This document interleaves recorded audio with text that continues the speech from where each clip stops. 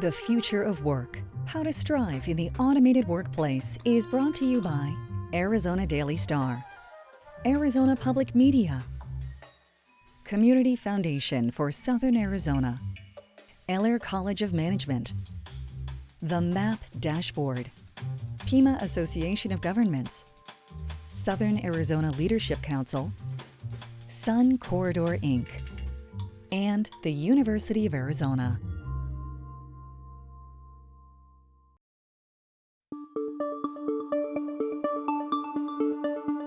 What comes to mind when you hear about automation and artificial intelligence in the workforce? A wave of automation and machines in the workforce isn't new. So before we explore our future, let's take a moment to consider other technological disruptions in America's past. The Industrial Revolution.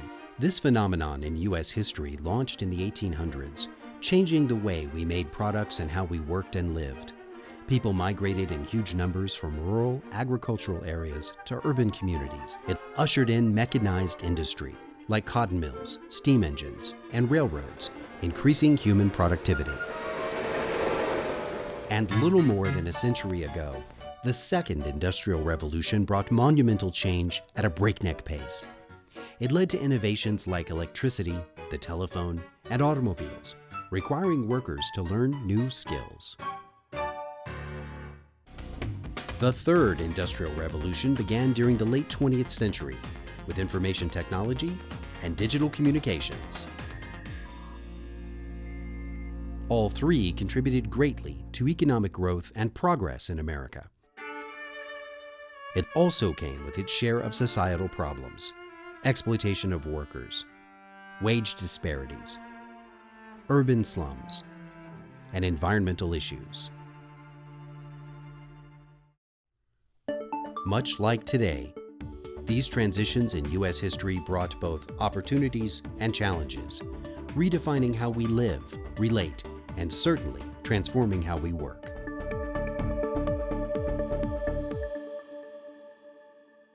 What effect will automation or artificial intelligence in the workforce have on your job within the next 10 years? Here's a live look at your responses. Please welcome the Economic and Business Research Center Director at the Eller College of Management, George Hammond.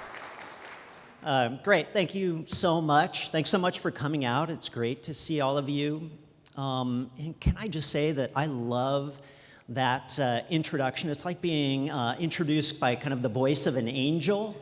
And if I could have that introduction at my next budget meeting with the dean, that would be perfect. So my job here today is to give you an overview of how the Fourth Industrial Revolution might impact the Tucson economy. And what we're going to do is talk about the Fourth Industrial Revolution, its characteristics, and how it differs from the first three revolutions. Then we'll zero in on Tucson and talk about how the technological changes that are coming may impact the Tucson economy, and in particular, the Tucson labor market. We'll finish up by talking about some of the skills which may be in greater demand as we look forward over the next 20 years or so. Now, there's no doubt that technology is a big part of all of our lives, and it's a bigger part of our lives today than it was 30 or 40 years ago. And I was reminded of this over the holidays when I was visiting with family and friends. And a child of a friend of mine was putting together his Christmas list for Santa. And it took me back to my childhood in the 1960s. And to do my list for Santa, I had to get a piece of paper and a pencil, and then I had to write down the list. And I had to get an envelope and address the envelope to the North Pole, then put the letter in the envelope and get a stamp from Mom, put the stamp on the envelope, then walk the envelope to the post office, all to get my, my desired presents for Christmas. So, you know, flash forward 30, 40 years, kids are typing their Christmas lists into computers and emailing them to, I suppose, the digital North Pole. And what I saw over this last Christmas was a kid telling Alexa what he wanted for Christmas. And pretty much the presents arrived the next day. And, you know, I won't say that Santa was outsourced, but he was definitely lower on the list than Alexa was. So, you know, technology is a bigger and bigger deal, and this is a process and a trend that's going to continue.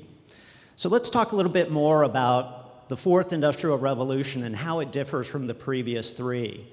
Now, as you saw in the video, the first industrial revolution began in the later parts of the 18th century, and that was driven by the development of steam power, and that really allowed us to change the way we manufactured goods, and eventually it transformed long-distance travel.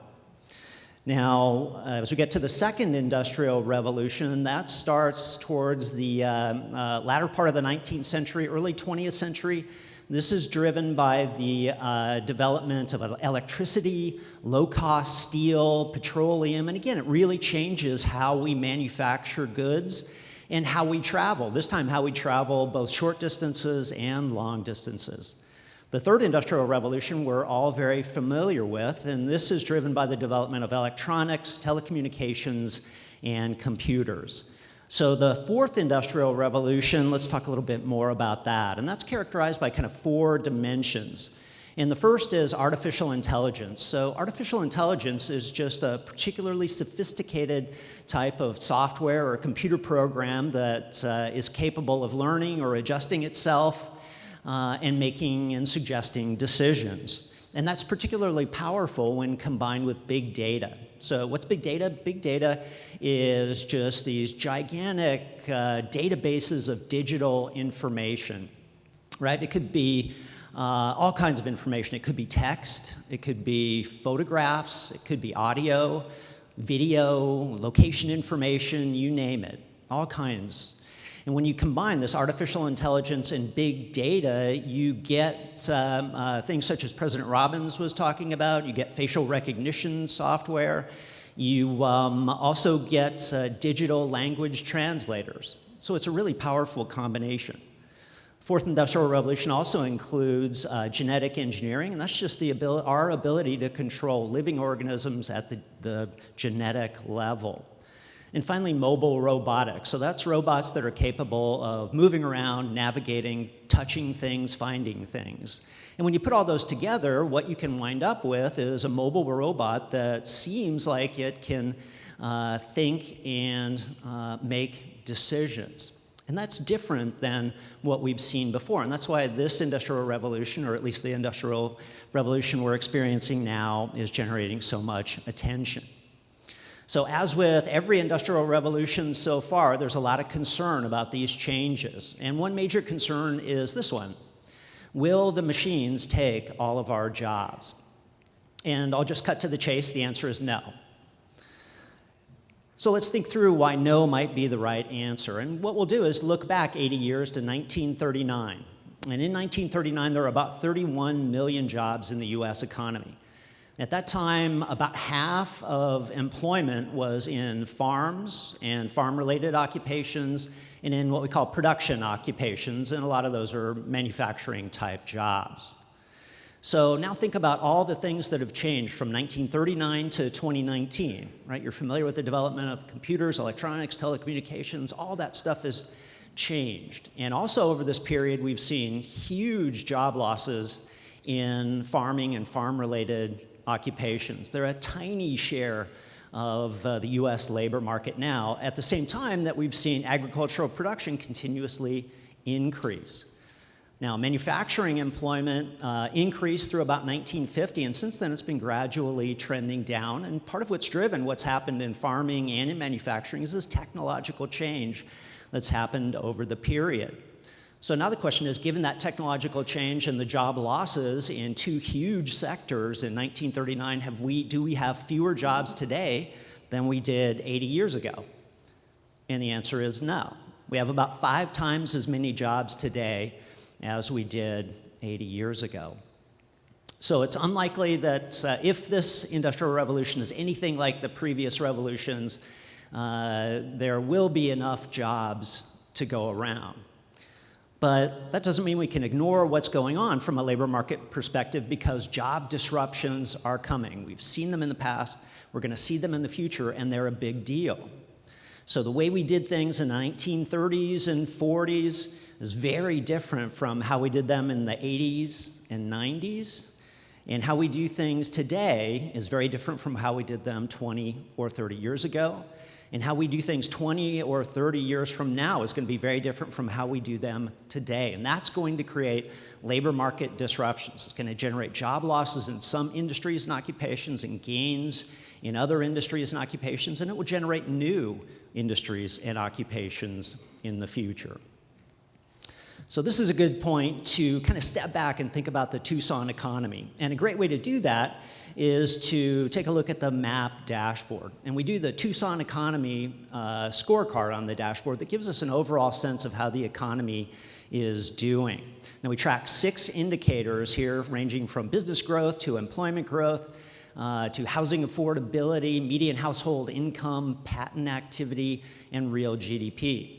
The second column you see there is the latest observation for each. The next column over is an icon-based ranking system. And that, if you see a sun there, Tucson ranks in the top third compared to the 12 western metros that we track. A partly sunny icon, we're in the middle. Cloudy icon, we're in the bottom third. And if you see a thunderstorm icon, we're ranked last out of the 12 western metros. And the last column you see there shows the direction of change for the most recent observation. So how's Tucson doing? Well, we do have a couple of bright spots. Single-family housing affordability is very competitive here in Tucson compared to other western metros. Patent activity is relatively strong, so there's innovation going on locally. That's a good sign. Real GDP growth is fairly strong. We're in the middle of those 12 western metros. But there are some issues. We see relatively slow business growth, job growth, and relatively low median household income. So what you want to take away from this, there are bright spots for Tucson, there are some areas we need to work on, but overall the Tucson economy is growing and expanding. What we're here to talk about today is what automation may mean for all this. And about a year ago, I did a study for the Pima County Workforce Investment Board looking at how the coming waves of automation might impact jobs here in Tucson. And the numbers I'm going to show you focus on the downside, right? We're going to focus on jobs that are impacted by automation. Some of these jobs will be eliminated. Some of them will be fundamentally transformed. We'll be working much more with machines, and the occupation itself may look very different. But this looks at the downside. You always want to keep in mind when looking and thinking about these numbers that there's an upside. These new waves of innovation are going to create new jobs, new industries, and new occupations, and those aren't covered in this particular study. So according to these results, there are about 154,000 jobs in Tucson that are at high risk of being impacted by automation, either eliminated or impacted in some fundamental way. And that's about 4 out of 10 jobs here locally. Now, we also know that the low-skill jobs are at higher risk of automation, and that will have implications for our income distribution. But we also know that these impacts of automation are not going to be evenly distributed across industries or occupations. So let's talk a little bit about the occupations that are most likely to be impacted here in Tucson. As you saw in the video, food preparation and serving tops the list. So notice we've got 1, maybe 2 people there working in a factory that produces food large scale. Farming, forestry, and fisheries. This is an industry with, as I said, a long history of being impacted by automation, which will impact employment but drive up or keep production high. Sales is one that will be impacted as well. We're likely to be dealing much more in the future with kiosks and online sales for our retail purchases. Ground and building maintenance. So here, think of a supersized Roomba that cleans the carpets in your office buildings. Think of something that looks like a Roomba that mows the grass. We're going to see more of that. We'll also see more automated HVAC in the future than even we do today. And finally, production has a long history of being impacted by technological change and automation. So what do all of these occupations have in common?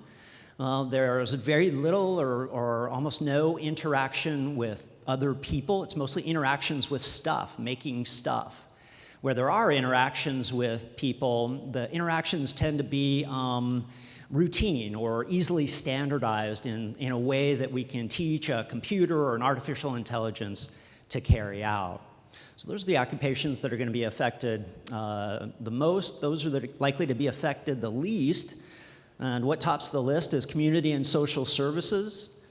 Next up is management, architecture and engineering, education, training, and library occupations, and healthcare. So what do those occupations all have in common, right? All of them are complex, unique, almost, interactions between people. And those kinds of interactions require a high degree of creativity and social intelligence that, at least at this point, is really hard to teach a computer or an AI to do. So those occupations are at less risk. Now, if you think about the job market in terms of industries, this graph kind of translates the occupation data into industries. And topping the list in terms of the industry at highest risk of automation, we have leisure and hospitality. That's hotels, motels, restaurants, and bars, also the tourism sector. Next up is trade, transportation, and utilities. So that battle between brick and mortar retailers and online retailers, that will play out in employment in retail trade. As we see the development of automated or self-driving cars and trucks, that will play out in the transportation sector. You notice mining ranks relatively high in terms of automation. We'll hear more about that today. But at the other end of the spectrum, we have education and healthcare with the lowest risk of the industries. Next up is information. Information includes communication industries like television, radio, print media, also web services. There's also some computer programming in this sector. Next up is government, right? Lots of human interaction, negotiation there. And notice that after government, it's manufacturing. And that might surprise you that manufacturing ranks relatively low in this risk of automation in Tucson. And in fact, this is specific to Tucson. If we looked at the national results, manufacturing ranks higher. And what's going on is this is related to the industry mix in manufacturing here locally, right? We're very concentrated in aerospace and defense, particularly with the location of Raytheon here. And a lot of the jobs at Raytheon and aerospace and defense more generally locally are research-oriented and engineering-oriented jobs that are hard to automate at this point. So let's talk about the skills that are likely to be in increased demand going forward. First off, the ones you would guess off the cuff: advanced information technology skills and basic digital skills, right? These are skills dealing directly or creating or maintaining artificial intelligences and other computer programs. Next up, entrepreneurship and leadership. These are those social intelligence related skills. It's managing, motivating, and working with other people. And finally, creativity, complex information processing. Think of that as problem solving. So what do all of these skills have in common? Well, for the most part, they require high levels of formal education. And that's something we're going to want to think about going forward. So I pulled a graph for you from the map dashboard. This shows you the working age college attainment for Tucson compared to the other 12 western metros that we track and the nation. Notice that less than a third of Tucson's working age population has a bachelor's degree or better. That's below the national average, and it's miles behind the dynamic, really fast-growing metros in the West, like Denver, Austin, and even Portland. So what are the takeaways from my little talk here? First off, there will be jobs, but there are going to be big disruptions in the labor market going forward. There are going to be occupations and industries that will see job losses. There will most likely be industries and occupations that see job gains, or we'll see new industries and occupations spring up. Next up, inequality will be an issue. We're likely to see downward pressure on the wages of lower skill jobs, lower wage jobs, upward pressure on those high skill, high wage jobs, and that means inequality will continue to be a concern. But the final punchline is that more and more we're going to be working with smart machines. And that means that we, our students or workers ourselves, need to make sure that we have the skills to make sure that we can thrive in an automated workplace. So one last little bit of business. The slides that I've just showed you are available on the MAP dashboard website. You can navigate there. The URL is on this particular sheet that you have. In addition, make sure to visit the dashboard, explore it, and we hope you find it useful. So with that, I thank you for your time, and I'll pass it back to I believe, Ron. Thanks.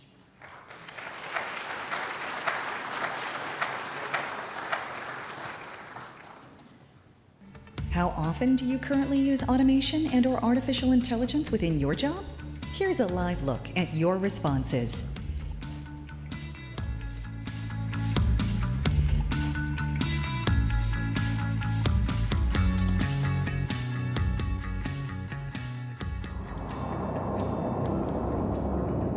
The trucking industry is changing.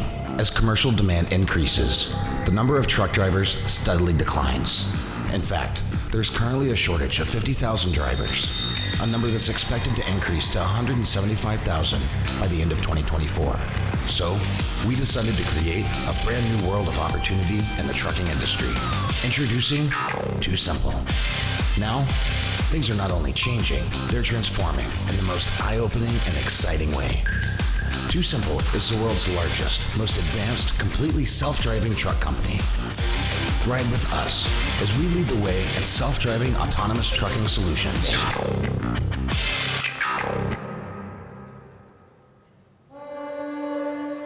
Being part of Komatsu means to me that I'm doing something bigger than what most people would do. I'm doing stuff that changes the world. I never thought at age 22 I'd be building $1 million machines. I think Komatsu means a lot. They work with our vocational school a lot with our young people, and they're really encouraging them to get into the trades. Anybody who's looking to better themselves can come in and learn a trade through Komatsu. All right, I'm Sean Podvin. Kira Johnson. Melissa Ruiz. Daquan McDaniel. I am a former nurse. I was a butcher. I'm a former truck driver. I am now a talent acquisition apprentice. Talent acquisition coordinator apprentice. Software engineering apprentice. Cybersecurity apprentice. I wasn't like the best student in high school. It's completely outside of what I studied in college. I studied nursing. Why me? Why the truck driver guy with the loud engine? But it happened. IBM is such an innovative company. You know, you never really know where you're going to end up, but you can end up literally anywhere.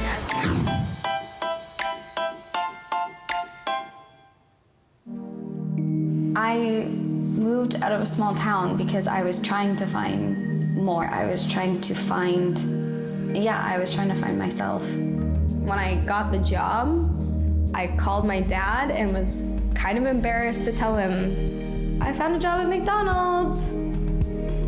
People say that there's not really a future for you at McDonald's. People who think there's no future at McDonald's have never worked at McDonald's. Everyone that I work with believes in me and wants me to succeed in everything that I do. Please welcome our moderator, BlueStone Venture Partners Managing Director, Mara Aspinall. Good afternoon, actually almost good evening. It is wonderful to be here today, and we're all here for one reason. We are beyond denial. We sit here in the fastest growing region of our country, and we need to recognize, as you heard earlier today, technology is real.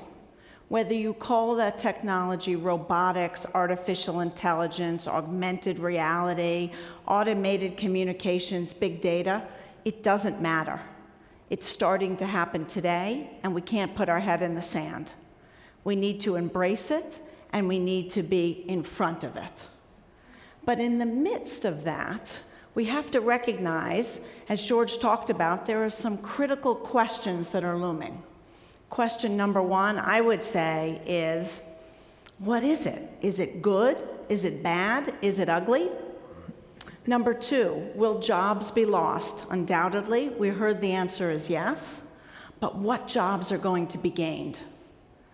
And thirdly, maybe most important, particularly to the students in this room, who will be advantaged in this brave new world? These are questions that society asked before, during, and after each of the last industrial revolutions. For the most part, we came out okay. So the question is, how will it work this time? So we are privileged to have an incredibly educated panel. You've heard about their companies. In a few minutes, you're going to hear about them, to see and to hear their perspective, personally and professionally. So as we go forward, let me introduce our speakers. And I have to say, I have this on paper. I thought about using my smartphone, but my mother was going to call because she's 90 and she got her first smartphone yesterday. So I would say technology is truly here. So we have Calline Sanchez, VP Systems Lab Services at IBM, one of the largest employers in Tucson. Anthony Cook, General Manager, AHS Center of Excellence at Komatsu. Paul Diaz, President and CEO of McDonald's franchisee and Diaz Management. And Robert Brown, Director of Public Affairs and Government Relations at TuSimple. Thank you. So as we start this panel, I'm going to leave you with two things. One is the future is not preordained by robots. It is created by humans. That came from MIT, the center of a lot of robots. So I'm very confident. But to prove our panelists are indeed not robots and humans, we're going to start with a softball question. The first question to each of them is, what is your alternative career? If you weren't doing what you're doing now, what would you love to be doing? And superhero is allowed. Calline, do you want to start? Yeah, so I just flew back from Denver yesterday, snowboarding. Tech is cool, don't get me wrong, but snowboarding is awesome. Rally car driving. Actually, Ken Block, who built a shoe company, sold it and then went and invested that in rally cars. I think that'd be great. I love the adrenaline. That's very cool. Robert? If I had my pick, I'd love to be the Attorney General of the United States and reform our criminal justice system. That is really neat. Use that. Ambitious. Yeah. Well, McDonald's is the only job I've ever had, so it's hard for me to imagine doing anything else. But I did grow up playing soccer, and I always had dreams and aspirations of being a soccer star somewhere in Europe. There you go. It's very cool. You're wearing the right color shoes. Yep. Yeah. I thought there was U of A. Okay, so let's now move on to our panel, and maybe we could start with you. I'm going to ask each of you to talk about what is the biggest disruptive innovation, automation, AI, robotics, that is happening in your industry today or will very soon be happening that our audience needs to know about. So it's part of one of the things I'm most excited about at McDonald's is that we recently bought a technology company to help us communicate with our customers. So something that's happening today is that if you have the McDonald's app, as you break the geofence barrier around one of our restaurants, we start to gather data, of course with your permission, about your ordering habits.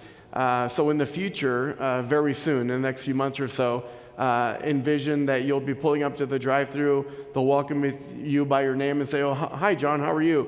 Would you like to order what you normally order? And it'll say, you know, your quarter-pounder meal with the Diet Coke or however you order it. And in the future, it'll continue to evolve and know your ordering habits. Today, also, you may have noticed we have digital menu boards throughout our system.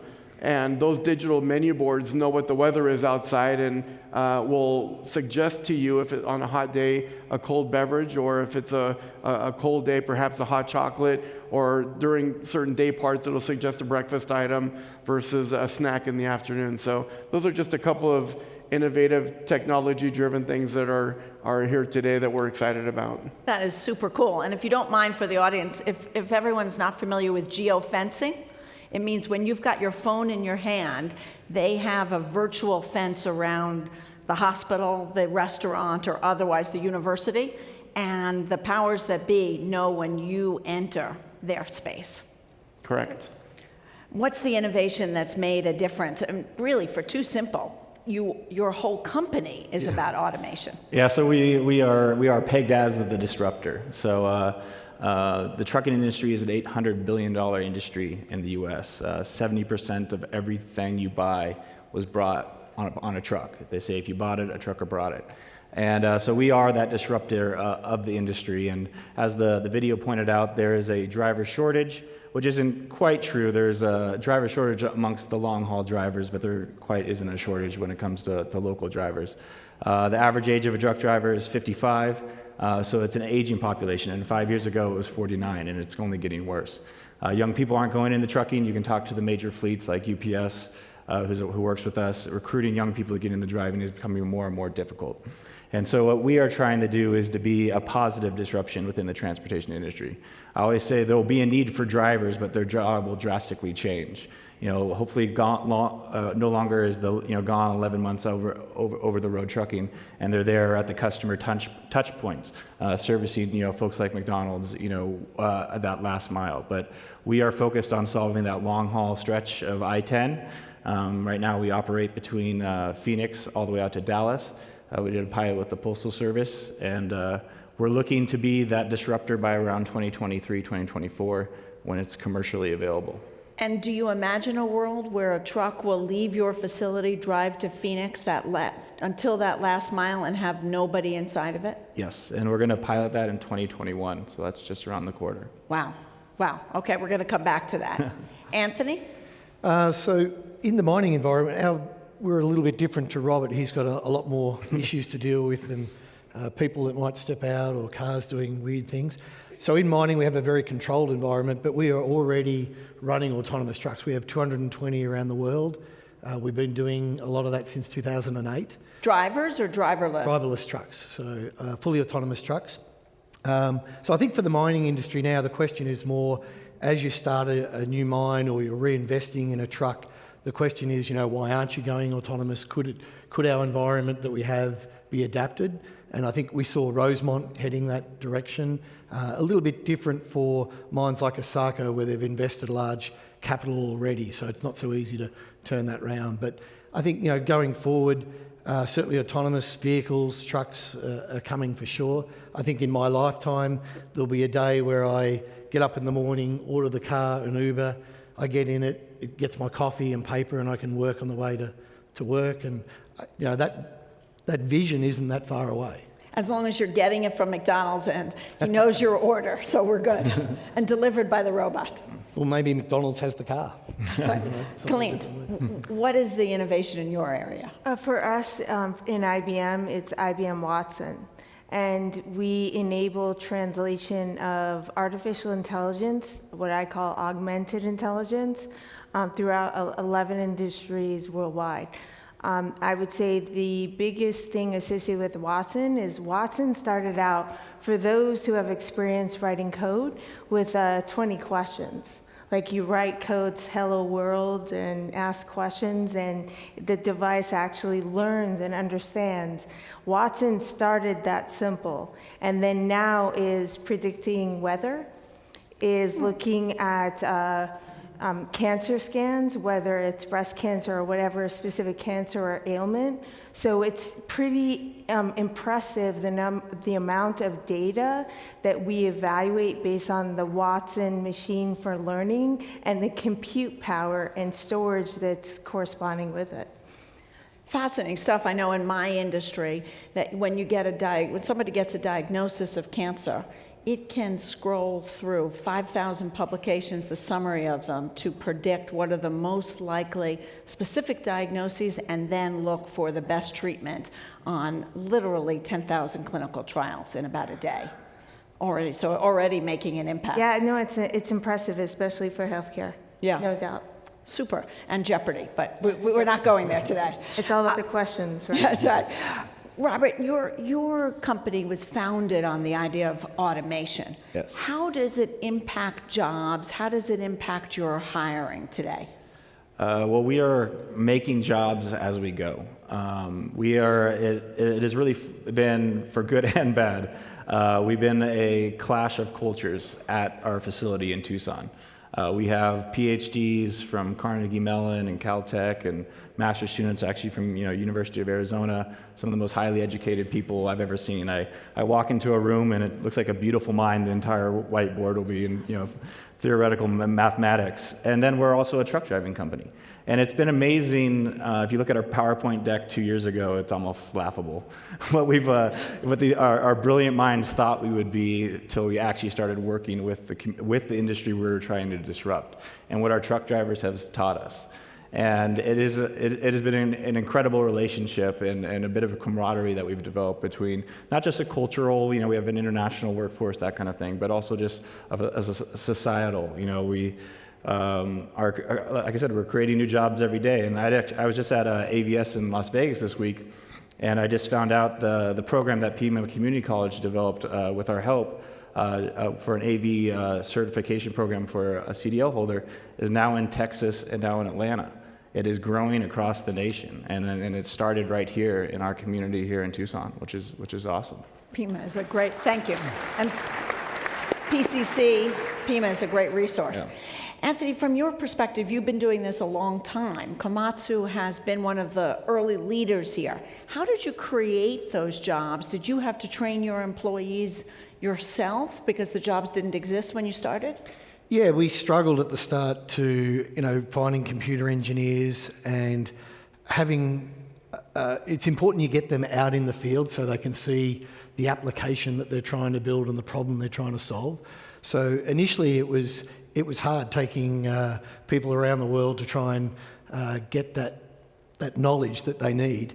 I guess going to the jobs in Tucson, we had modular mining that was founded in Tucson in 1979, and that's part of that Komatsu family. So I guess to Dr. George Hammond's slide here, it's interesting, the irony here is we're creating jobs here in Tucson for the mining industry, but in other parts of the world we might be reducing the truck drivers. But what's been interesting is there's other jobs that are created, and I think in the materials we've seen already, there's other jobs that come out of this, and that's really what's happening. There's a much higher focus on training, so we're operating very large trucks. Safety is the highest priority, obviously, so making sure people follow the processes, understand how to support the system and the application, as well as work it in the mine. So yeah, jobs, I guess there's a change that has to happen. Calline, how about you? I mean, IBM is a company that has reinvented itself, defining technology and looking at new technology. How has the jobs on a day-to-day basis changed, in particular in your world in Tucson? So I brought some tech, low tech. First of all, a floppy disk. It actually only represents 512 bytes.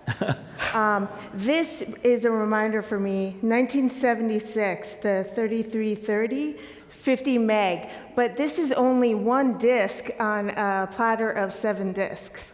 This is not used. It's in my office to remind me, okay, you were born in 1976, so you better be relevant, and the way you're relevant is not be obsolete like this tech.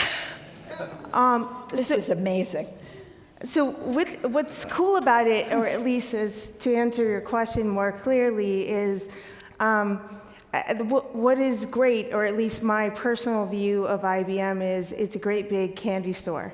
So my one rule from a tech perspective is do not eat too much because there's so much that we could actually do and develop.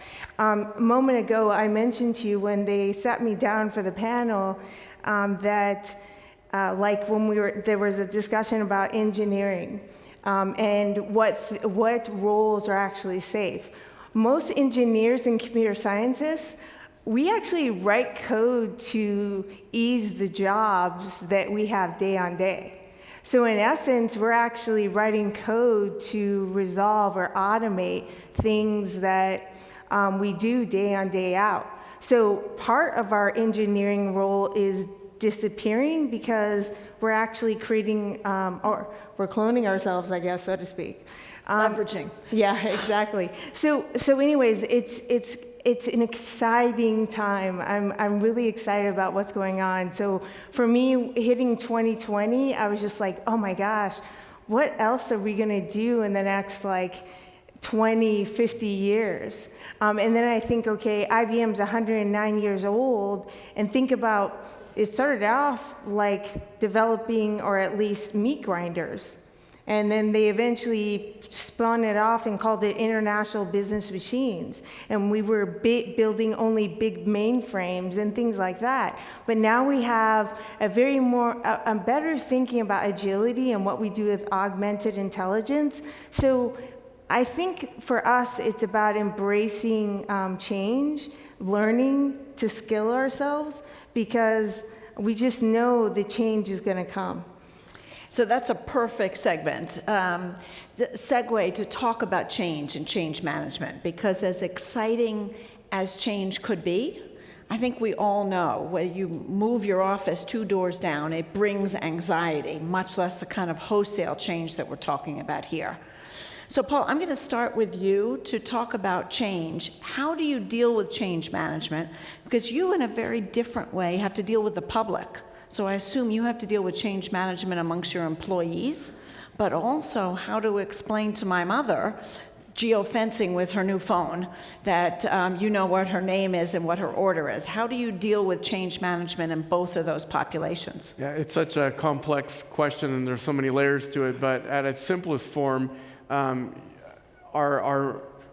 lot of our management is developed from within and has experience, and we grow from within. We don't bring a lot of managers in from the outside. So adaptability is critical to their ability to perform the job, because it continues to evolve.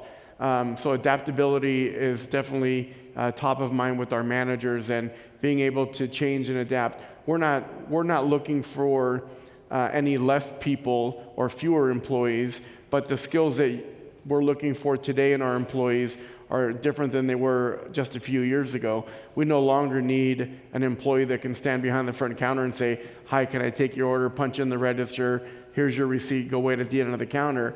Now we're looking for employees that can help customers order at a kiosk, have a hospitable sense to make them comfortable with the kiosk, and then deliver food to them at the table while they're waiting for their food to be prepared. So the ability for a manager to manage and oversee that different work environment and that different workforce is critical, and adaptability, I think, is one of the key characteristics to their success. That is great. And how do you deal with the public, your customers, so you don't scare them when it pops up or they're not getting paranoid that you know too much about them? How do you deal with that transition? I think that in general, it's just an education process that we're doing with consumers, not only at McDonald's, but in every service-based industry. If you go to a bank, you're going to see a kiosk. If you go to a grocery store, you're going to see a kiosk, and you're going to see a lot more automation. So I think just that overall general sense and education to our consumer, helping them be comfortable with it, is one.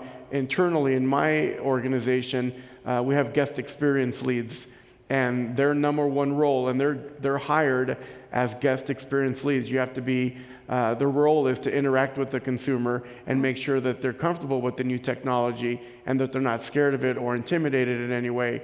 And the number one feedback that we get when a customer comes to a kiosk is, "Oh no, I'm not ordering on that because it's going to take away your job." And the guest experience lead says, "No, I was hired for this job to make you comfortable and interact with you and make sure that you're transitioning in a way that you're comfortable with, so you can continue to visit our restaurant." So let's hold on to that fear piece, because change always brings out fear. Robert, do you want to go next to talk about change management? How did you deal with, as I've seen some of them, truckers who were saying, "You are taking away my job"? Well, besides that, who's not afraid of a 40-ton vehicle driving on the highway with no one in it? Yeah. So kind of two fronts that we have to go with. The workforce we've hit head on.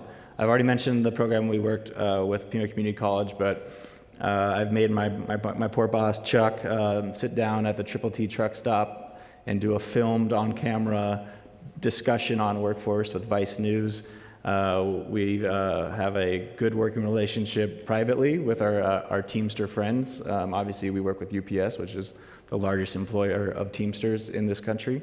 And then also educating folks. You know, there's a public too? Yeah, there's a lot of fear-mongering out there. Even if you watch the presidential debates right now, you know, people are arguing that, you know, 300,000 people are going to be out of work like that, and that's just not true. I mean, I'm supposed to be the most bullish person in this room on the technology, and I have a 23-year-old cousin who's a truck driver, and he'll retire a truck driver if he wants to.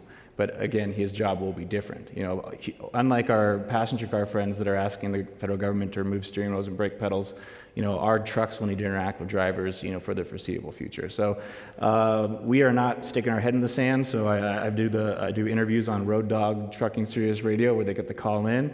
They drop callers that use 4-letter words at me, but other than that, we have a dialogue back and forth. I go to conferences like Matt's, which is all a bunch of truck drivers, and just sit there and answer their questions for 2 hours. Because I get it. If someone was talking about automating government affairs, I'd be nervous too. So it's, you know, we always say we want to be disruptive, but we want to be a positive disruption in the industry.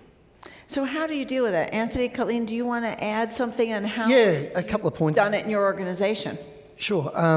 The change management, the critical thing is about sharing the knowledge. And I think, you know, Robert's got 40-ton trucks, we've got 600-ton. So the guys, a couple of stories here. One is quickly, I wouldn't think about the age of this. It was very interesting where we introduced this into the mines. You had some of them, you know, over 40s, 50 years old, and you've also got very young people. What we found was some of the older people looked at this and went, wow, actually I can keep working for another 5-10 years, and I got really excited by this technology. So it's not just about young people, the old people that understand, and if you get them to do it because they have the experience, they make a much better employee ultimately. The other interesting thing that we did early on was we were running the autonomous. People were becoming very familiar with how these trucks behave, and they came to trust that truck better than if there was a man driver in it. And we did an experiment where we shut the autonomous off for a week and put manned drivers back in the truck. And people were like, okay, did that guy see me? They were nervous. They were like, when the hell are we going to go back to autonomous? Because that's what I feel more comfortable with. So, you know, the change management, as one of our guests said, there's lots of different layers. You know, there's legislation as well that you've got to work with different counties, but the people aspect has been very interesting, very surprising sometimes. And how do you deal with the risk of this new technology? Calline, for you as well, not all of these technologies work. There's a lot of press about Watson was not what it thought. It needed a version 1, 2, and 3. How does the company embrace the risk that comes with this new technology, even if it is where you want to ultimately go? So for us, it's reducing the risk is all about knowledge. So we have programs like, for example, as what you saw in the film earlier, apprenticeship programs internally. Like, let's say I want to learn how to be a great lawyer. I then start pairing myself to become an apprenticeship. So there's a lot of exchange or openness for something new, right? The other aspect, which I think is the most powerful working in science and engineering, is we have a Think 40 program. We have to dedicate 40 hours of our time, like for a half year, to learn something new. It could be something new in tech, but we automate the tracking of completing those courses. And so for us, that allows us, if we're constantly evolving and gaining knowledge, we're reducing the risk. I love that. Now, is everyone part of that program, from senior executives through? Yeah, I know that Ginny used to be my mentor. She definitely did her Think 40. I love that. So let me take that theme to ask the rest of you. How do you educate yourself How do you ensure that you are on the cutting edge if you're leading these organizations, if you're talking to the government about the future? How do you make sure that you learn more than just what's at your company? It's definitely work. It's not easy. It's something that you have to commit yourself to. I try and keep it simple. I start with my 2 teenage daughters. I got to keep up with them, and that's just a start. And it may sound comical, but that's a challenge in itself. But the educational piece and being open and not letting yourself become intimidated and being comfortable enough to ask questions and putting yourself in an environment where you're comfortable stepping out of your box. I love that. So you're comfortable, but not too comfortable, because you're taking personal risk. Yep. Anthony, Robert, how about you? Yeah, I mean, for me, I have a very weird story getting to automated trucks. So I just spent my 2-year anniversary of TuSimple. But prior to that, I was working at a maximum security prison in San Diego. So I went from working at a prison to autonomous vehicles. Tell us what you were doing at the prison, because... Yeah, I wasn't an inmate, but I was bringing rehabilitative programs to the inmate population for them to earn time off their sentence. But so a completely different field. But I wanted to challenge myself. And so I threw myself completely into the position, utilizing all the resources available. It is a relationship business, so you have to build those new relationships, and it is about taking risks and taking a leap of faith in a new technology and a new person, our founder, that who you believe in. So that's my pivot that I did personally from a career perspective. I love that. Anthony, I mean, you guys have been at the cutting edge. How do you make sure that you as a leader get even further? Yeah, so recently CES in Vegas, so shows like that where you're seeing emerging technologies, trends. There's the AI. There's a lot of investment going into that. So we have engineers or people that go and look at that and report back to us and look at those trends, sensors, LiDARs. There's a whole telecommunications. Explain what LiDAR and sensors is, and maybe describe CES for a minute too. So using radar to create a picture of where you are, basically, is how we use the LiDAR. For us, it's all about positioning. We need to understand the exact position every second. So how we do that, obviously through GPS, but everything is layered. And what's interesting, I think, in the technology, and probably Roberts is the same, there's nothing really in it that's super IP. Most of it you could go down the street and buy. It's the integration of all of those pieces that make the solution. So, you never know where these new pieces are going to come from. So that's where you just have to keep reading and understanding where the industry's going. So if you take that and the idea of integration, in healthcare, one of the big advantages of data should be sharing it across different pharmaceutical companies, different biotech, different diagnostics, so that one hospital doesn't have to look at its own data and clinical trials for hairy cell leukemia, but they can use big data to look at all the patients for a rare disease around the US or around the world. That takes cooperation. For a long time, there's been a fear that new technology will mean that people will hold it to themselves. In this brave new world, the fourth industrial revolution, do you see more cooperation amongst competitors in your industry or less? Robert, do you want to start? Yeah, I think it will depend. Some companies like Waymo and Lyft have already opened their data sets, and the rising. So Waymo's software is open? No, their data set that you pull in for machine learning and you pull from. I mean, I love that because when we brought up the floppy disk, and one truck on a day generates 2 terabytes worth of data. I always joke around like self-driving trucks are great. By the way, we can help you with that. We didn't even have the word terabytes. Yeah, I know. Now we're getting into petabytes, so it's incredible. But yeah, I mean, it's just it's truly amazing, that transformation. So you see more cooperation in your part of the industry. I mean, just for example, even cooperating with municipalities and states. Our truck drives on the I-10 every day, and when we notice a lane marking issue or a pothole, our truck automatically marks that, and we can send it to ADOT to give them a heads up that something's not quite right. And at scale, you can do that, the whole nation's infrastructure. So. it's something that our truck does automatically, and it's just something that municipalities and government, it's a good public-private partnership. I saw that. Calline? Oh, I was going to say co-opetition. In technology, we have to cooperate so our stuff works there with their stuff too. Yeah.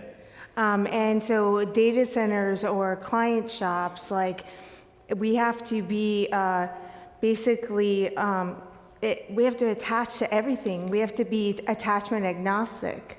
We have to build solutions, and we have to do it together. Hence, like recently you heard about partnerships with IBM and Apple with Google, and Google with Amazon. Like, it matters because we all have to collectively talk to each other about what we're going to be building next and what the innovation looks like. And also, I think it's important because we, as a consortium of technology builders, we have to protect people and their rights and their liberties. No different than what occurred like back in the day with the newspapers, right? Where they, during Explain Watergate. that, Yeah. So it's like during the whole Watergate situation, the newspapers protected people because they wanted them to have the knowledge of what was going on during that period of time. They felt it as a fundamental right. And from a technology perspective, you heard recently this idea of good tech. So Microsoft, IBM, Google, Amazon, whoever it is, Facebook, come to the table to talk about good technology. Because at the end of the day, our companies are building that tech. So if we're going to be doing anything that's bad, you probably would be pointing to us engineers and scientists. So from ourselves perspective is that we have to enable good technology, hence hashtag good tech. I love that, and I'm assuming that those negotiations actually happen with people, even if the data to create them happens by machines. It's still people who do the negotiation. So speaking of people, and in our last 5 minutes of this panel, I want to ask you all one question to transition to our next panel, which is about education.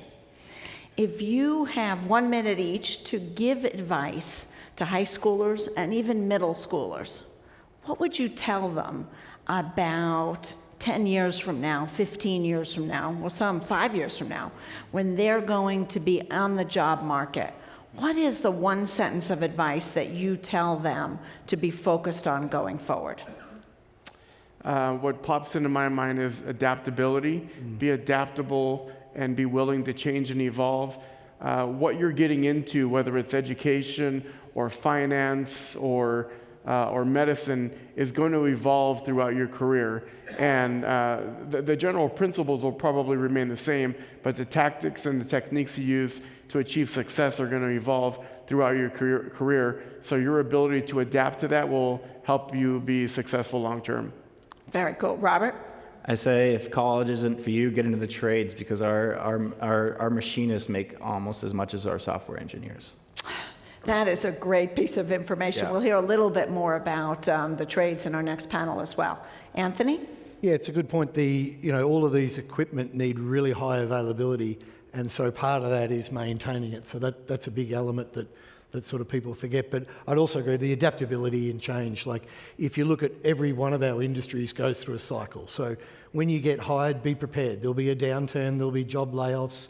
There'll be something that happen regardless of technology. So you have to be ready to adapt, learn new skills. Look what interests you as well. I mean, if these things don't interest you, if technology's not your thing, that's fine. But you got to be prepared to change. Figure out a way to be prepared for a number of different alternatives, not just one. Yes. Calline? Skills. Be open to learn, be adaptable like what was mentioned, but from my perspective, to avoid being obsolete, develop new skill. Because I'm paranoid. I think about technology like this. It's not used anymore. So me as a person, I want to be utilized. I don't want to be or suffer obsolescence. So I think learning and developing skills is key to that. That is terrific, and I'm going to add one for myself, which is take risk. particularly when you're young and you don't have a mortgage and kids and otherwise at home. Take some risks, get out of your comfort zone, and go aggressively try to learn something else. And sometimes that happens in a formal workplace. Hopefully you're in a workplace like you hear here where your employer's embracing change. And sometimes if it isn't, but it's paying the bills, get outside and work on Saturdays and learn more and take that risk to get into new areas. So with that, I want to thank our panel and really appreciate all of your insights and educated awareness to help our audience, and we'll transition to our next panel. Thank you all. Thank you. We're going to go off that. Did your high school or college adequately prepare you to work with machines and computer software? Here's a live look at your responses.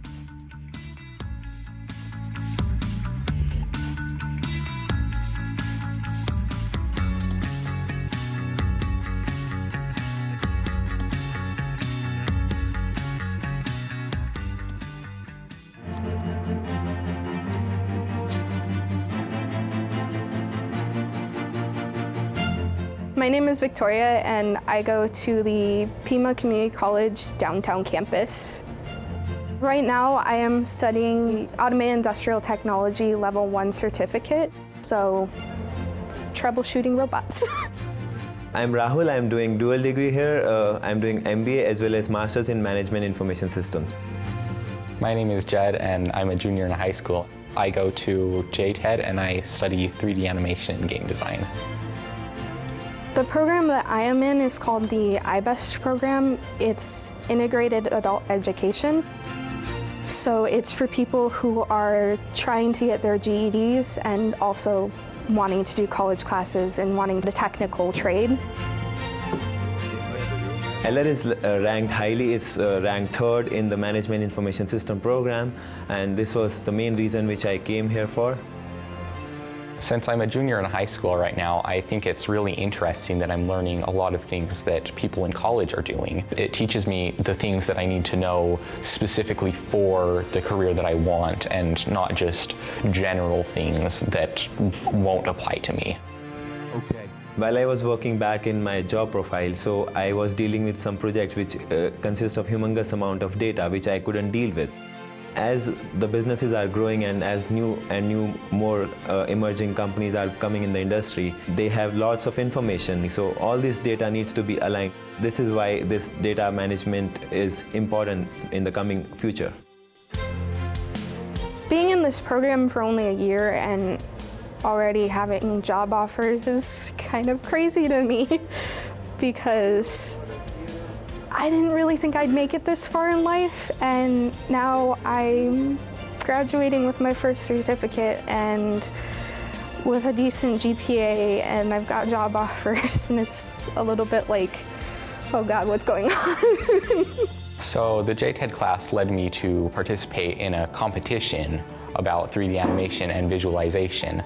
And in that competition, I was able to take first place in the national competition against 50 states. In the future, I would love to be a lighting artist for a big animation company, and especially one that makes kids' animations.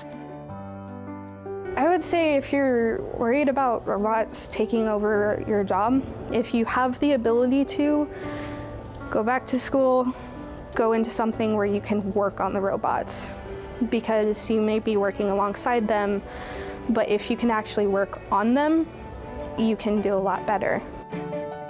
I'm not worried that AI will ever take over my job. I'm actually excited to be able to work with it in the future.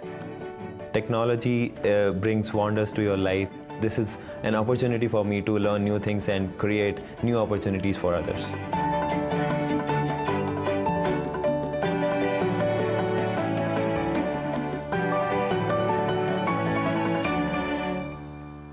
Please welcome our second and final moderator this afternoon, Education Policy Director for the Southern Arizona Leadership Council, John Petticone.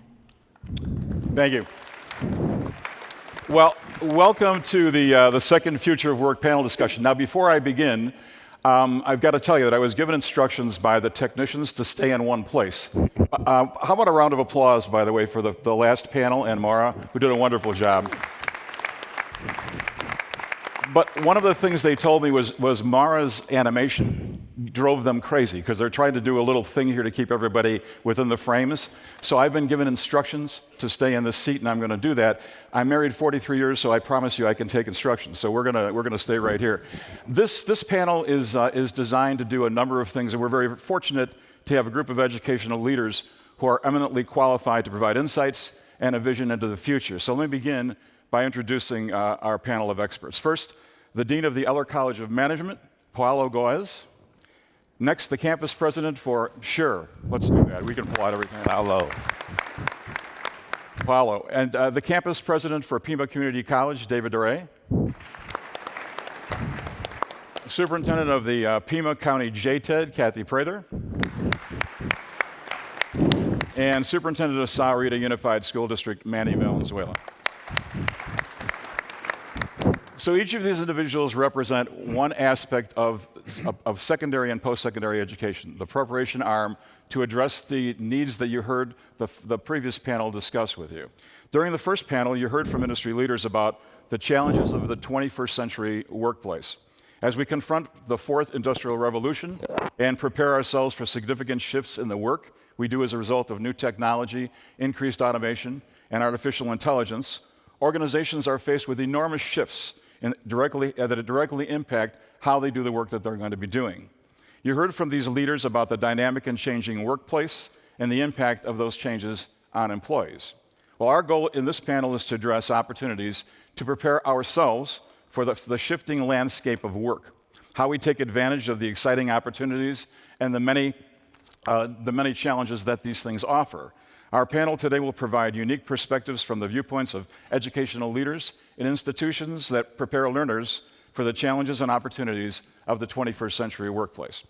Now, we have a very short time frame. I've just been told we have a little less time than we thought we did, so I'm going to try to move this very, very quickly to accomplish something very important. What we want you to leave here with, and we talked about this as a panel, we want you to leave here with something of value to you. We want you to understand something different than you normally would when you hear these panels. And so the ultimate goal that we have is to provide you with a sense of hopefulness for your future. Can you access what's going on in this 21st century workplace, and then how can you do that with a sense of hopefulness for you and for your family? So let's begin with the first question, and we discussed, I want to get into something that talks about the change itself in each of the institutions that these individuals lead. So let's start with, Paula, maybe you want to start this first one. Automation and AI are already changing today's workplace. What is the most critical change your institution has made to address this new reality? Well, thank you, John. Sure. I think Dr. Robbins already answered that question in his initial remarks.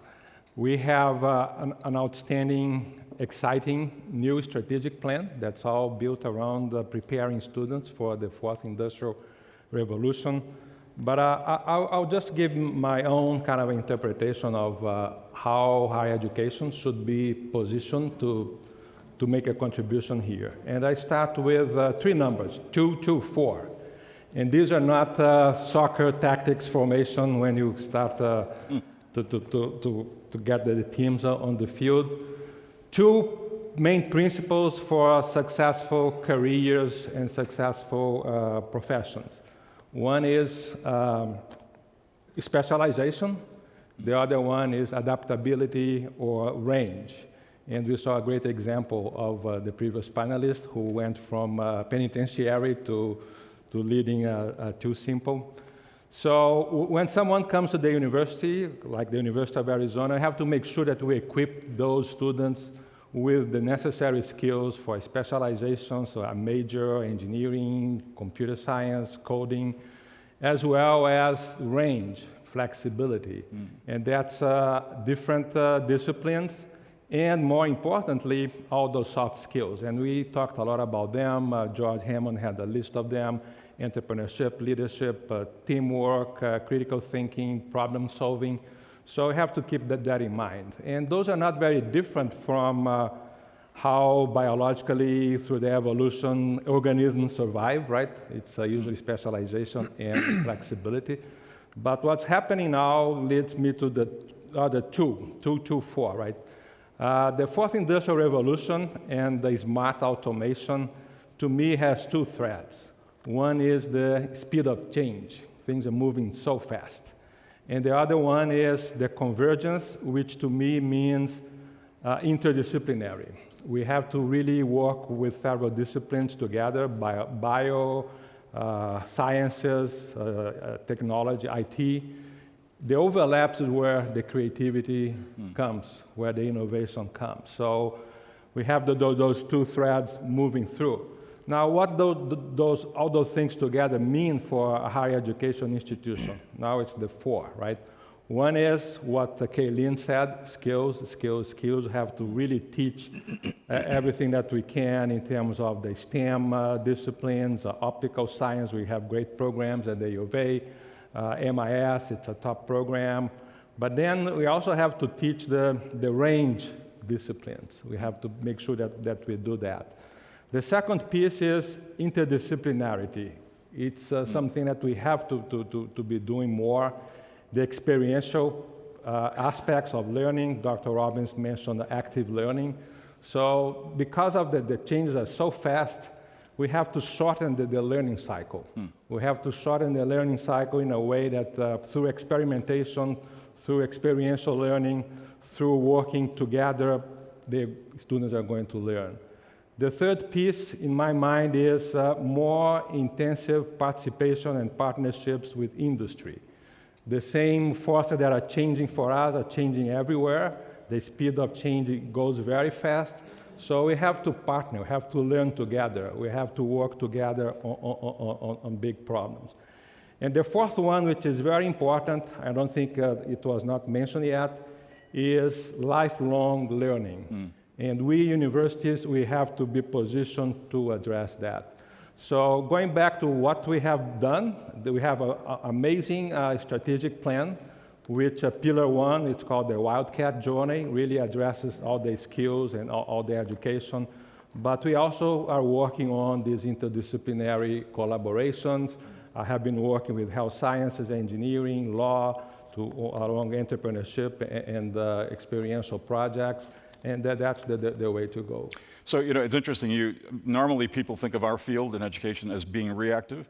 We know that we have to, you mentioned adaptability, the same thing the last panel talked about, and that's the importance of students and individuals, adults and young students alike, understanding that there are shifts that they've got to be able to adapt to. They have to have that range. They have to have the flexibility. And our institutions have to provide that. And more with the way things are going through the fourth industrial revolution, that's so important. Gotcha. Okay, David, how about you? So, John, for us at Pima, responding to this new reality really is about alignment. And so I think at Pima Community College, the most significant change that we have made has been a realignment of the entire college in response to the changing needs that you see of industry and really in response to our local community. So we have launched a number of centers of excellence. And these centers of excellence really are aligned to the strategic growth sectors of our region and of our state. And I want to share with you really three pillars to these centers. And it sort of echoes what Paulo was saying. Number one is speed, convergence, and adaptability. Now, in terms of speed, we're designing the centers to really adapt our programs and launch programs at a much faster pace. Because if you look at the disruptions that are occurring in industry, it really leads to the need for companies to be competitive. They really have to really master scalable learning. And that's where Pima comes in, and that we will play a critical role in that scalable learning for the future of work. In terms of convergence, very much like Paulo said, the centers are being designed as centers of convergence in collaboration with business and industry and government, with the Workforce Investment Board, with the K-12s, with JTED, with the University of Arizona, because higher education, all educational institutions today can no longer operate in isolation, that we all have to be collaborating and converging really to prepare workers to be competitive in the future. Also, in terms of convergence, it really is a convergence of disciplines. So when you saw in the video, Victoria Holland, she's studying automated industrial technology. Now, AIT is a convergence of computer science, engineering, and electronics. And so we're seeing more and more. And so we're designing these centers so that disciplines can converge, because AI and automation really is impacting now every industry. And then, finally, they're designed around adaptability. Not just adaptability of our spaces and our facilities, but really the adaptability to the changing needs of learners and the changing needs of our employers. We're designing them for multiple on-ramps. So, the education is no longer linear from necessarily high school to college and then to job and then that's it. Because of automation, workers are being displaced, which means that they need to be reskilled. And so we need to have very simple on-ramps for these students, really merging credit and non-credit, short-term training for incumbent workers. So these are really pillars that are important to us and changes we've made. Well, and at the community college especially, you've always taken second career individuals, people that are looking to retool, coming out of either they were out of the workplace for a while and are entering back into it. So your job has always been complex, but clearly it gets. But yes, with AI and automation, we're going to see that really exponentially grow, the need for that lifelong learning. That makes sense. So now we'll dip a little bit into we're dealing with post-secondary on my left. Now we're going to go a little further to look at secondary and the things that are going on there. Kathy? Most definitely. We needed to disrupt how education has been delivered. We needed to, at JTED, take a look at what we're doing with technology. And so a very exciting project that we're working on right now is the JTED Innovative Learning Center at the Bridges, which is a collaboration in the community of construction company, developer, Pima Community College, University of Arizona. We're near the U of A Tech Park at the Bridges. We have participation from business and industry, and we are launching programs that have not been seen before in Tucson for high school because of everything happening at the University of Arizona and in our business and industry sector, as well as at Pima Community College. And so those programs include drone transportation, so the students can become certified as drone operators. We also are looking at robotics and automation, but we're putting a special emphasis, because of what's happening in Southern Arizona, on the optics piece of that.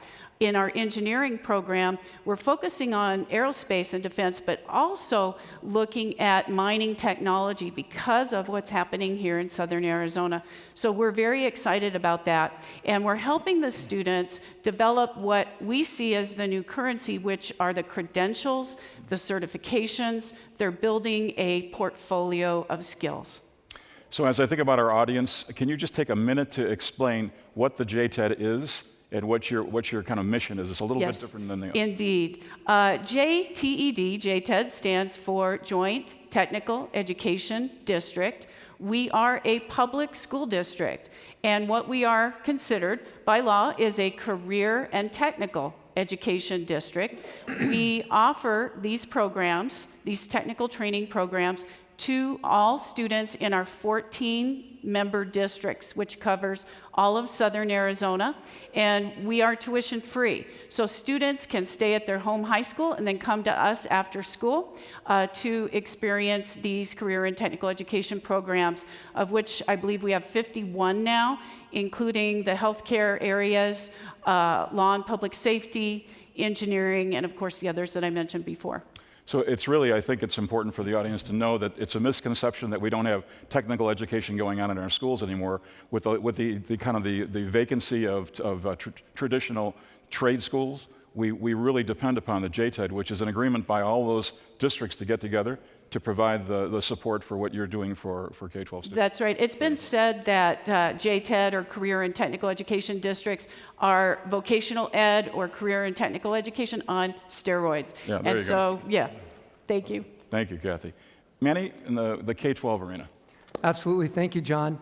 And I was pondering the comments of my friend George Hammond over there, and I was reassured about the fact that The education profession is one of the ones least likely to be replaced. You referred to it as as related to the human element, and that part's never changed, and I think that's one of the special parts of our profession. But clearly, based on the effects of this rapid pace and magnitude of change in technology, we have to change the way we teach, and we have to change the methodologies and our focus. So the question, I think, was, what have you done? One example is really based on the impacts of how this technology affects the 21st century graduate. We don't need, perhaps, as in the third or the second revolution, folks who can just do mechanistic, repeated type of knowledge, basic level work.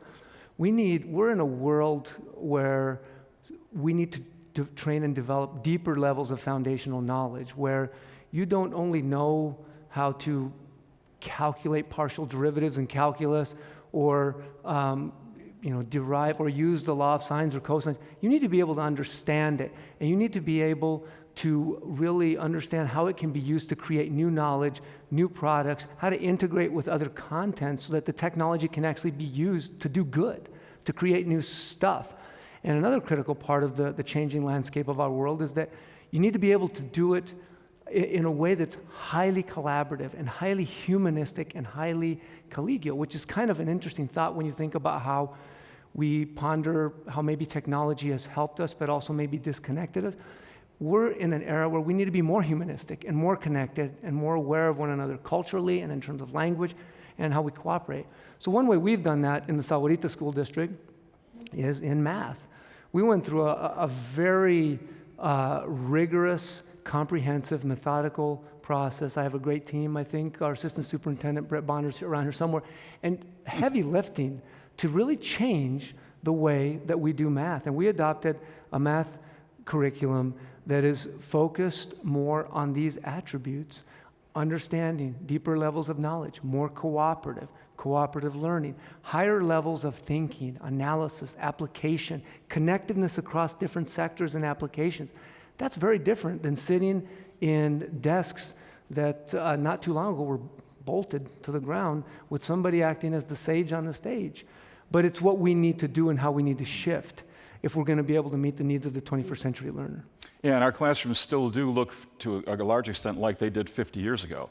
But what goes on inside of them is very, very different, and I think you're alluding to that. So, David, maybe you can talk about, I want to get a little personal now with what each of you has done and are doing in your institution. So you've already kind of alluded to it in some of your responses, but why don't you tell me a little bit about what you're most proud of in terms of your institutional response to the challenges that you...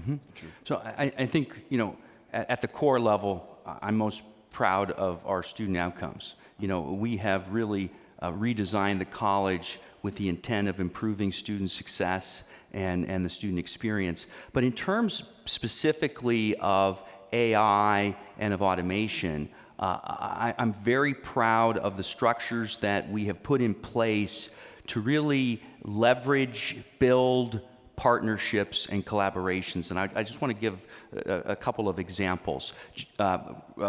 Robert mentioned the TuSimple example. Because of that, we're really a national leader. And if you think about that's a disruption that's going to disrupt a major sector, of our workforce. And Pima really was the first in the nation to embrace that and then develop the curriculum for that program. So really proud of that because I think we're really responding, and we're national leaders, not just state leaders, but national leaders. Secondly, because of the partnerships that we've developed with business and industry, we are now leading a multi-college project in Arizona to add 3,000 new apprenticeships in the manufacturing sector. And when you think about automation and you think about AI, the workplace learning is absolutely critical, and apprenticeships are critical. And so really proud of the work that we're doing there. And then finally, just really proud. I'm trying to think of the third example. The third is at our East Campus. we partnered with the Arizona Cyber Warfare Range. And for those who don't know what that is, it really is a group of IT professional cybersecurity experts who really go into the dark web and look at how to better protect organizations from hackers and others and so forth. So we're now hosting the Arizona Cyber Warfare Range at our East Campus. And what that does is it brings these industry experts into Pima Community College, interfacing with our faculty, interfacing with our students to ensure that we have the most cutting-edge curriculum in cybersecurity. So really proud of the collaboration and partnerships that we've developed with industry. That's really exciting. Anybody else who'd like to? I would just like to add that because there isn't a lot of curriculum available for high school AI instruction, I'm just really excited about the fact that we're taking that leap and working with business and industry to develop that type of curriculum.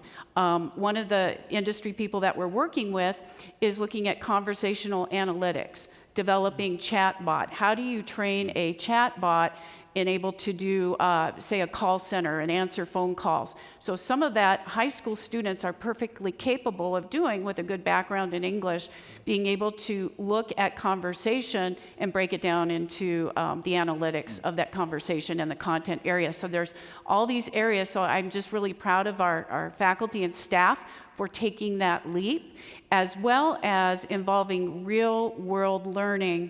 As David mentioned, the internships, our students are out doing clinicals and doing that real-world work and solving those problems and working with real people and real machines and real equipment. So, yeah, exciting. relevance for students about why they're learning what they learn. You can't overstate that. So that's great. You know, John, my answer to that question is more about systems and human relations than it is about technology, but the impact on technology is significant. You know, we've established a culture and a system of regular, ongoing, cross-sector communication. It started as a grassroots little effort, actually created over a cup of coffee with Farhad Magimi, who's here in the front row from PAG, and some other business and community leaders about, wouldn't it be great if we took time every month, every week, to come together, to talk about issues like this, and to think about what our respective needs are, and to understand what the needs are of others, and to work together to build stuff that mutually benefits all of us so that we can all be better than we could be if we tried to do it alone. One example, we went to one of the mines. I know Anthony was here from Komatsu, and what we heard was there's great jobs at all levels in this century, but we can't find enough good, well-qualified, highly skilled workers, because it's not enough just to have a diploma or just, you have to have high levels of skills. You have to raise the bar, whether you're in a certification program, a 4-year program, skills rule. And so we developed a program in heavy equipment operations. And some of the partners in that one are right here at the table, Pima, JTED. We have a new hospital coming into our community. Northwest is coming in. So we've already sat down with them because we have the system of people that have this mindset. And we've said, what do we need to meet the growing, rising challenges of healthcare, in workforce, and in technology and in training? So we're meeting the needs together because they're our needs collectively, not just the needs of the school or not just the needs of the business, but we all own them together. And the results have been very meaningful for us. Excellent. Really quickly before we get to Paula, it's not just secondary that works with this integration. It has to be across the whole K-12 continuum. So what we used to think of as kindergarten, first grade, second grade, third grade is not what it is today, and it goes along with what I think you're saying, correct? Absolutely. The thing that's neat is the inductive process of just listening to each other, even like just listening to the folks in the previous panel, and I always am amazed by the words of George, and listening to my colleagues here. You pick up new ideas. One of the things that came out of our own discussions was about the need to just infuse excitement and natural curiosity in science. We hear a lot about STEM and the shortage of careers in that area.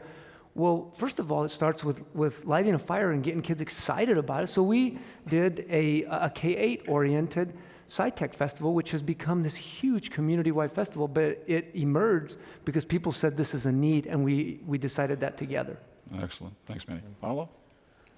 Well, what I'm very proud of is In less than a year, we accomplished a lot in the Eller College of Management in terms of providing what I call digital transformation threads throughout the entire curriculum.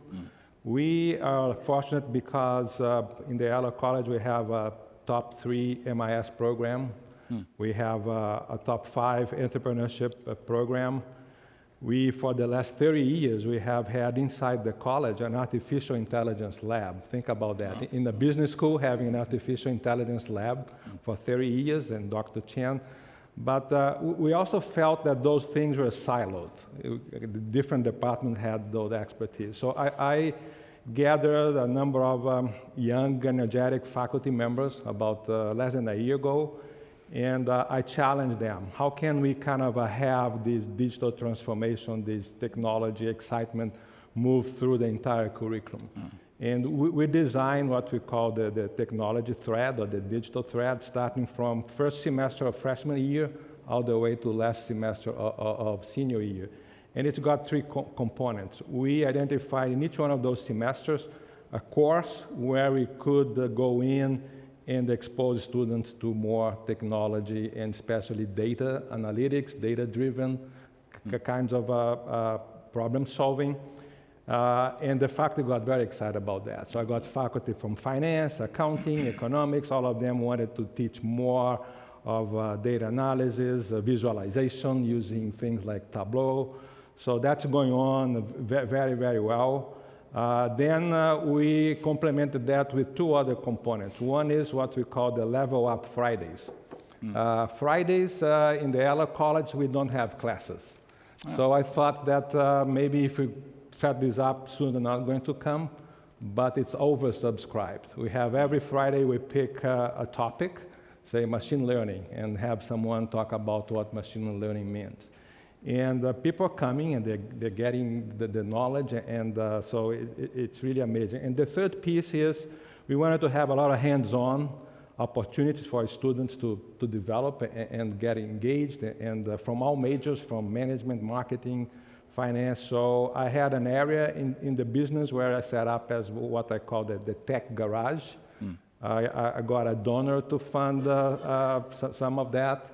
And I have always people there who are working on apps, who are working on augmented reality and virtual reality. We even have a little robot going around. So the students come, they get excited, they come with their own problems. Can you help me code, develop this app here? So it changed the environment. The technology now is everywhere, not only in MIS, not only in entrepreneurship, but people, and I'm so thankful for the faculty who embrace the idea, and so everything is very exciting. And your college is so multifaceted with so many divisions that... That's right. I have finance department, I have accounting department, I have economics and that's wonderful. And marketing. And now everybody realizes that that's the key, right? Sure.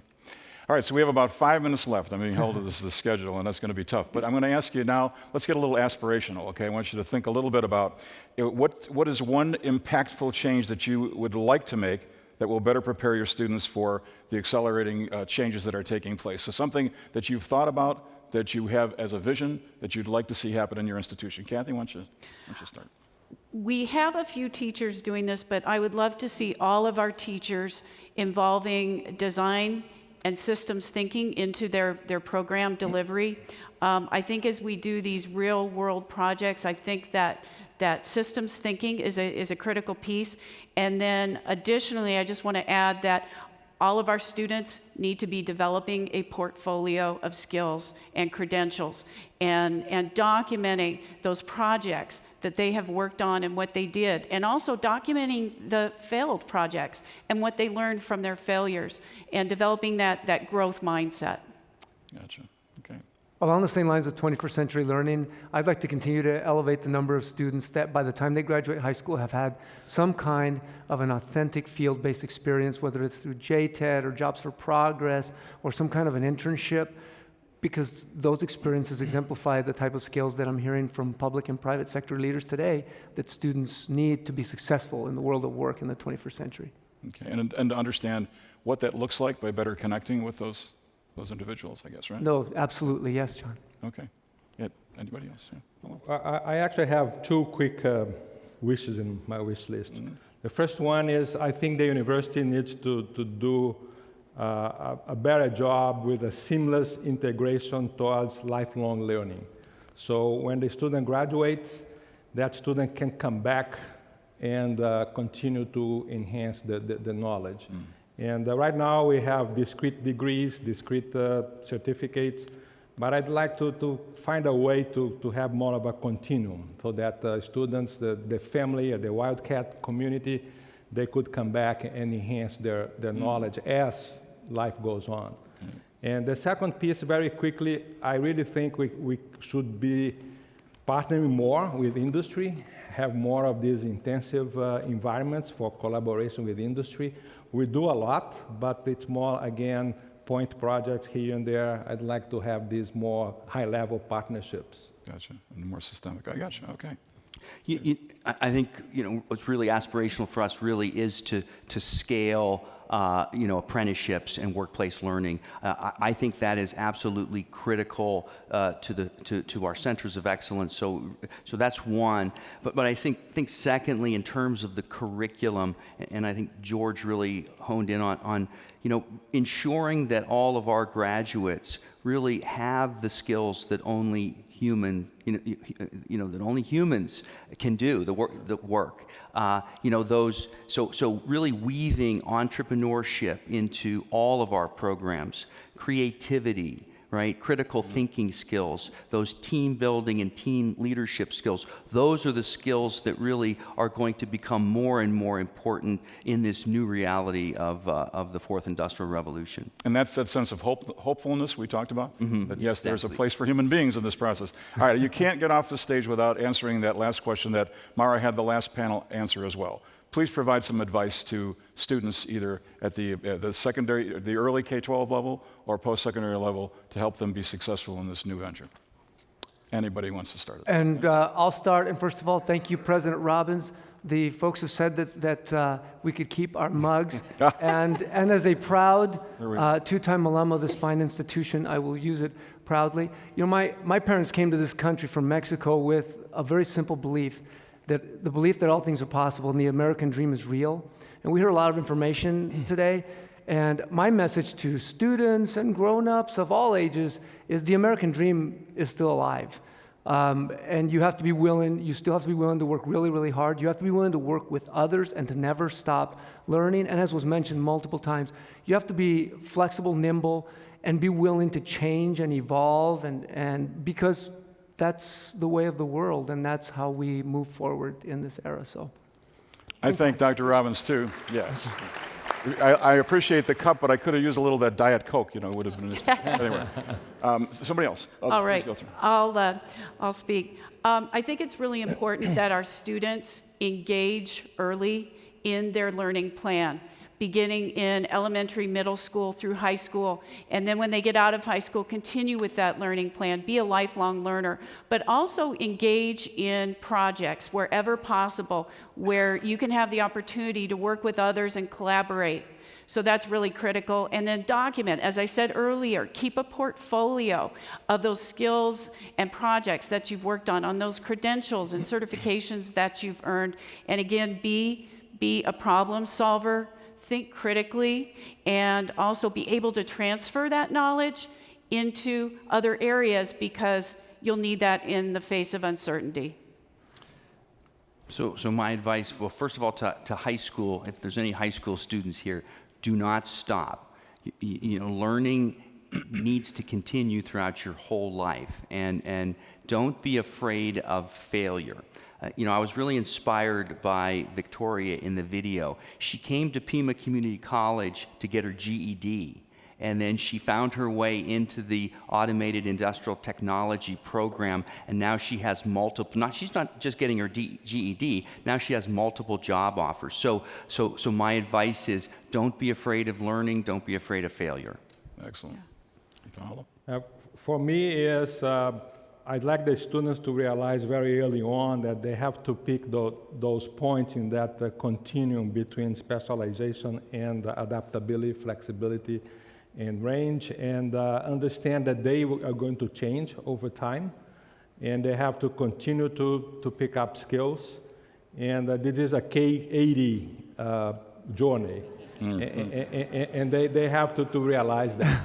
And we, the university, we should be there for them. Excellent. Please join me in thanking our panel. Appreciate all the work. Thanks, guys. Very much. Good job. Thank you so much, Kathy. Thank you, Paulo. Thank you. Awesome, Manny.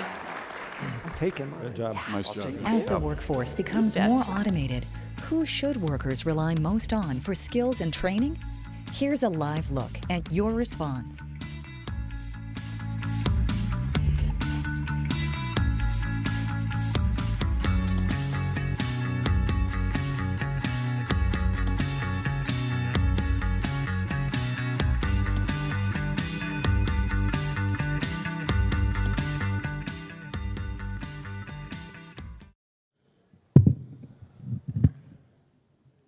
What a fantastic program. Let's give all our presenters, from Dr. Robbins all the way through, a well-deserved round of applause. You know, it's obvious to me that if as individuals we can prepare ourselves, take advantage of the wonderful educational opportunities that are here, and work for some of these wonderful companies, the sky's the limit for our future.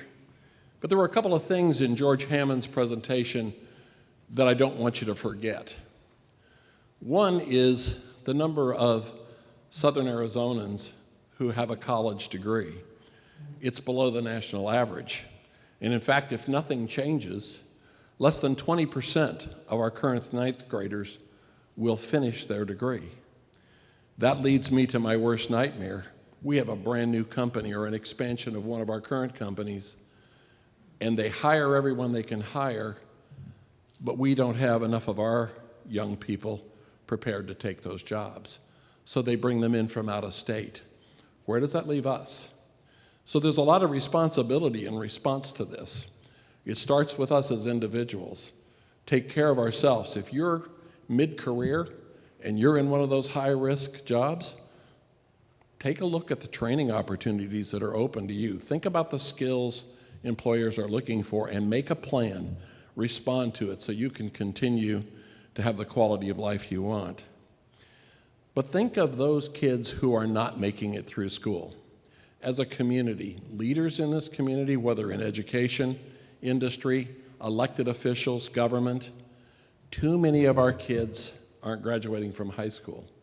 Their chances of success in this is far too low. It requires us to take some responsibility for that as well. So I want you to leave optimistic with what the future could be. I'm a very optimistic guy, and I believe we will respond to this, but it won't happen without each of us taking some responsibility to make sure that our community is a prosperous and fulfilling place to live for everyone who's here, not just those that ride through college and go on to do great things. We need everyone. And there's not enough 18-year-olds in the pipeline to fill all the jobs that we're going to have. So it's on the table for us. We have great opportunity if we're willing to reach out and grab the ring. So we wish you all the best. On behalf of all of our sponsors who made this possible, thank you for being here. Have a healthy, happy, and successful 2020. We're adjourned.